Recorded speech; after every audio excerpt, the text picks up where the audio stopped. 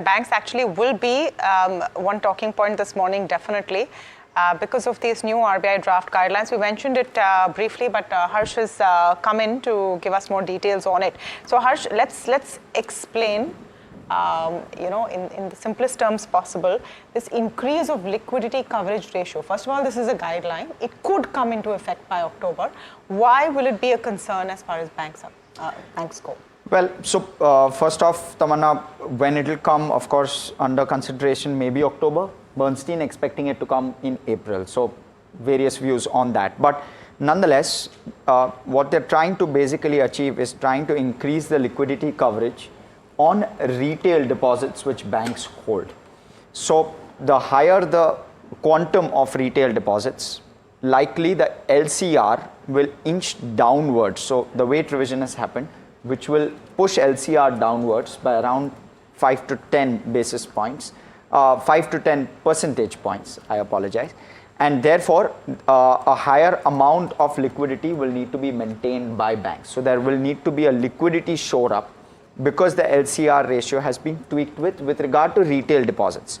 More so, the larger focus is on deposits garnered through online channels, whether that's mobile or other online methods. So liquidity will get, LCR ratios will get impacted as a result of any liquidity or any deposits garnered through online channels.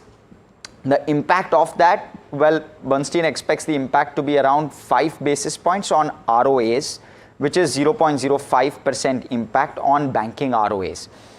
Who will be more impacted? PSU banks, because they have garnered more retail deposits, and they've also companies like or banks like SBI have their YONO app through which they open a lot of accounts. So the quantum and volume is quite large when it comes to some of these PSU banks garnering deposits through their apps.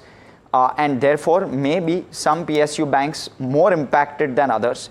But does that mean an HDFC and a Kotak will not be impacted? Very likely impacted, because some of the larger private sector banks also garner a lot of their deposits through online channels, as well as a lot of their deposits are retail, granular and the like, for which there will be an impact with regard to ROAs because of the excess liquidity they need to keep in their system as a result of this tweak. Okay, so I try to explain this simply, but then let me just break it down. Essentially, RBI doesn't want a Silicon Valley Bank kind of a crisis where people can now withdraw much more easily from their accounts. You don't need to stand in line and fill slips. You can just do it on your phone in seconds.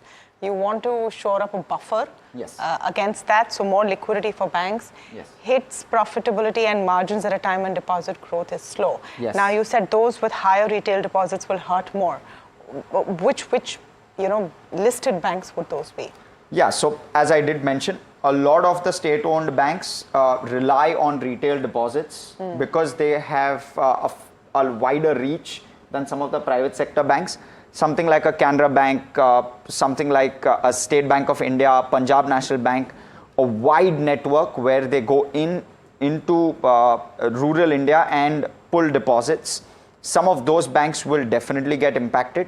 The other ones are the ones which are looking for granular deposits. Something like an HDFC Bank, a Kotak Bank, there will be a knock-on effect on them as well. So some of the larger private sector banks may also see some bit of an impact as a result of this. Okay.